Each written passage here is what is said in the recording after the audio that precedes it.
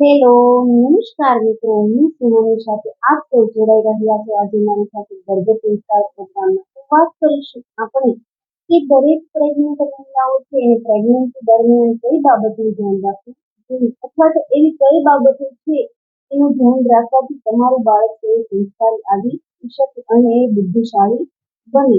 તો પહેલી બાબત આપણે ધ્યાનમાં જોઈએ તો દરેક મહિલાઓએ ખોરાકમાં ધ્યાન રાખવાનું છે. તમારે કોઈ એવો આડઅસર વાળો ખોરાક ખાવાનો નથી કે જે તમારા શરીરને નુકસાન કરે અથવા આવનારા બાળકને નુકસાન કરે. પૌષ્ટિક આહાર લેવાનો છે જેથી કરીને તમારા બાળક છે એના શરીરમાં કોઈ ઉણપ રહી શકે નહીં.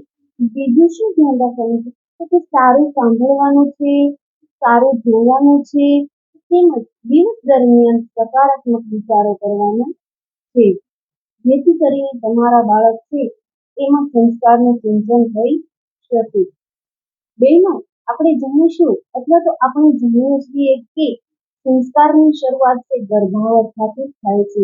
જ્યારે આપણા ઉદરમાં આપણે ગર્ભધારણ કરીએ છીએ ત્યારે સંસ્કારોની શરૂઆત થઈ જતી હોય છે. માટે આપણે એ બાબતનું ધ્યાન રાખીશું કે જ્યારે આપણા પેટમાં ગર્ભારોપણ થાય છે, ગર્ભધારણ થાય છે, ત્યારથી જ આપણે આ બધી બાબતનું ધ્યાન રાખવાનું છે. ઉદાહરણ તરીકે આપણા ખેતરમાં જે બીજ વાવવામાં આવે છે એ છોડ થયા પછી એનું ધ્યાન નથી રાખતા, પરંતુ ત્યારથી એનું ધ્યાન રાખીએ છીએ. એટલે કે જ્યારે બીજ વાવવામાં આવે ત્યારે જ એની માવજત કરવામાં આવે છે અથવા તો એને અમુક પ્રકારના પ્રોટેક્શન આપવામાં આવે છે જેથી કરીને એને રોગચાળો લાગુ પડી શકતો નથી. કહેવાય છે ને કે આપણી ભારતની સંસ્કૃતિ છે એ સંસ્કારોની સંસ્કૃતિ છે. સંસ્કાર તો આ ગર્ભ સંસ્કાર એ પહેલો સંસ્કાર છે. આપણે 16 સંસ્કારને જાણીએ છીએ એમાંનો પહેલો સંસ્કાર છે એ ગર્ભ સંસ્કાર છે. ભારત એક જ દેશ એવો છે જેમાં આ સંસ્કૃતિ જળવાઈ રહી છે, જેથી વિવાહને પણ આપણે 10મો સંસ્કાર માનીએ છીએ.